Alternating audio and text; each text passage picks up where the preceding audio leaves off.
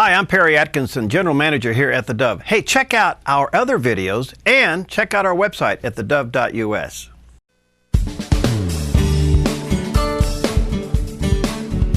Okay, back. We're continuing with our series of a very interesting lecture series that's going on, Conversations About Dying and Living Well Until It Happens. Now, this has been an incredible offering by the folks at Choosing Options and Honoring Options. And I am delighted to have with us today the chaplain of Providence Hospice, Fred Grewe.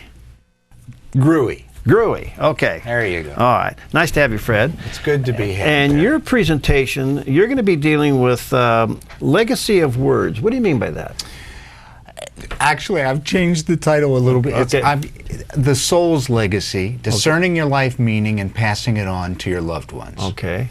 So I've been a hospice chaplain for about 9 years. Wow. And I've been with about 1,000 folks that have passed away. Wow.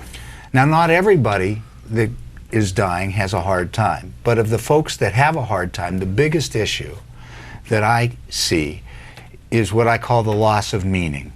People that are on their deathbed and they really can't do anything, and they feel like they're absorbing their family's resources in terms of money, and people are taking off work to stay home and care for them. And it's, why am I still here? The biggest thing I hear, God, why won't you take me? I'm ready to go. Yeah. Why am I still here? And that is an existential pain that there's really no pill for. Right. And so I've been working on things to help folks reframe meaning at the end of life. And the biggest thing I'm working on is, in fact, I'm working on a doctoral program right now, and so this is going to be my dissertation, okay, is helping teach people how to bless your loved ones before you go. And one of the biggest things I've run into is it's so hard for people to bless others if you've never been blessed. Oh. And so in the medical, psychological, social world that we live in, some people call this an ethical will, where you sort of, what have I learned in life that I want to pass on to my loved ones? All right. What have I learned that's really important? And the other element of that I would say is, what is it that I see in your life that I want to speak into? 20 or 30 years ago, Gary Smalley and John Trent wrote a book, The Blessing. And part of that is to identify in the people you love what's special about you, that I, as an older person nearing the end, can say, I see this in you. Live into this. This is a gift you have. This is a beauty you have. And to be able to speak that. And so here's my thinking, is that when the nearing of the end comes, instead of just laying on a bed thinking, why am I still here, to be thinking about your loved ones and to offer a way to communicate to them the beauty that you see in them. What a treasure gift to leave as a memory before you go. This is fascinating, because it would seem to me that part of, is hospice thinking about including this in their relationship with the patient? Well, Perry, here's the problem. Yeah. And I don't want to get you going off on another political thing. No. But the way the government regulations have changed in hospice, yeah, you really need to be very near the end to even get into the program anymore, because they're trying to minimize how many days people are on, because it costs dollars for how many days. Right. So when I first started in hospice work, I would have several months to be able to work with people and families. Now I'm lucky if I get a couple of weeks. Really? And so often the people that I meet are so near the end that having the mental capacity, they're not cognitive and the energy to be able to do this kind of thing is hard. So that's why I'm trying to move upstream. Okay. And the presentation tomorrow at the Smullen Center at 2 and at 7. 2 o'clock in the afternoon, then they repeat it at 7 at night, and it's free. Yeah, it is free. Totally free. Yeah. Is to be thinking, to start working on a document or a project, and it doesn't have to be words, that's an important thing, but to be thinking about what is it I would want to say to my loved ones, so that you have something, so when the day comes, because it's going to happen for all of us, when a doctor looks at us and says, I'm sorry, you're looking at a few months or a few weeks here, that you have something you've already been working on. Instead of then, when you're in pain and on a lot of medications to deal with the pain, to try to think of something on the fly, that you have something you've been working on that you can pull out to then give and offer. And so tomorrow in the presentation, I'm going to offer some tools to help folks start to think about what are the kinds of things I would want to say, how would I start thinking about this, and what can I start putting in place to have something. And hopefully 5 or 10 years from now, if we're all still here, you can tweak it like your financial will.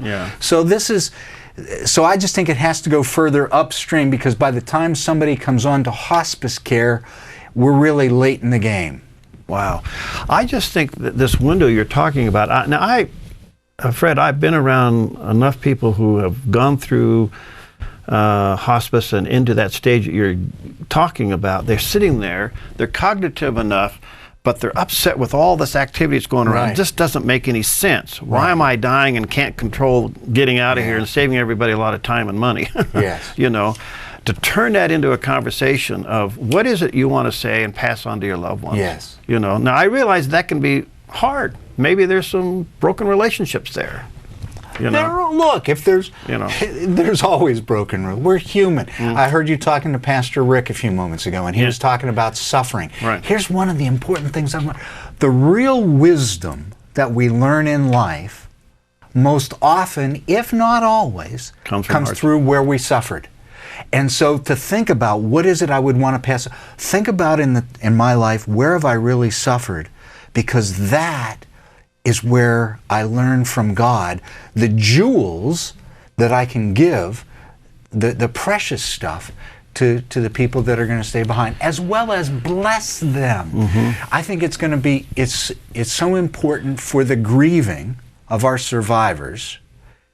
If I can give them a gift of how much I love them, the beauty I see in them, what a way to help them continue on. And it's something that can shape our lives. When I was 21 or 22, my mother died. She died at 44 of cancer. And for the last few months of her life, I was able to, I had just graduated from college. I was dumber than dirt. I moved home to help take care of her. And what she taught me was I had a strength and a sensitivity in me I didn't know was in there. And that has served me my whole life. Now that was hard. I'm not saying it was easy, but just because something's hard doesn't mean it's bad. It can be beautiful. Well, that's something I've always said. Whatever God saves you from, brings you through. He usually turns around, makes you a minister too. You know, and you know, you're saying something here, and maybe you could just highlight it. We only got a few minutes left. The whole idea of an ethical will. That is, to me, fascinating, because while you're putting together your living will, can you slip in there an ethical will? Absolutely. And that's kind of what the track you're on. It is. And here's the thing, and I want to say for you and our listeners and folks that know, some people aren't really comfortable with words. They're just, that's not their thing. But so I have a colleague at Providence Hospice office who, her father at Christmas he's a woodworker, and he made wooden nutcrackers for all of his kids.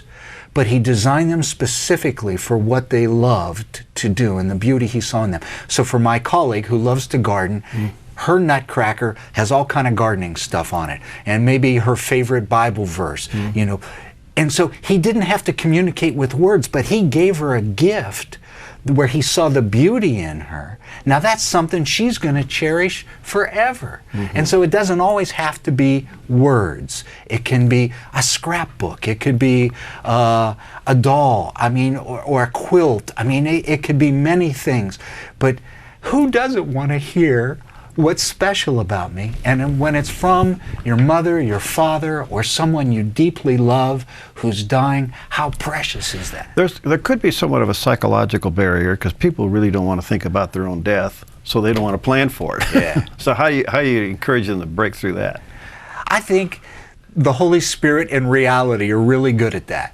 So we can try and deny all we want, but reality just has a way of catching up with us. And so it's going to happen. Have you been able to witness somebody that's dying, where you've helped them to say, hey, take these few days and express your thoughts to your family? Have you been able to do that? Yeah. What happened? It is good. And the two things I've run into are this. I mean, a couple of folks have been able to do it, but many or most of the folks I've met that I work with have never been blessed. So the how to do this, how do you give what you've never gotten? Wow. And so one of the things I'm working on for my dissertation, if I can do a little plug here, I'm going to put together a 5-week workshop on how to put together, how to form a blessing, how to form an ethical will, how to put this stuff together so that you have something in your back pocket to pull out when you need it. And so that's well, you bring something up a whole nother issue that's very biblical, and that is the blessing of family blessing. Yes, you know. exactly. Are you going to cover that in your dissertation? Yes, yes. Because that's where the genesis of my whole thinking was, is when you look at Jacob at the end of Genesis, blessing. And that's really the genesis of the whole concept, ethical will. If you Google, go on the computer, ethical will, that's people were trying to find a non-religious way of talking about how do we do this.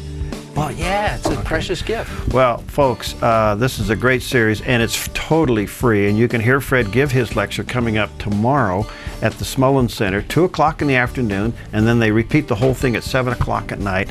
And I want to encourage you to really go to this and listen to what he has to say, take notes, and more importantly, pass on that blessing, that thing that you have in your heart to your loved ones that you want to communicate. Get it out now.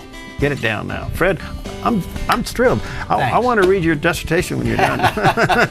Can I? You can. Okay. All right. We'll see you next time on Focus Today.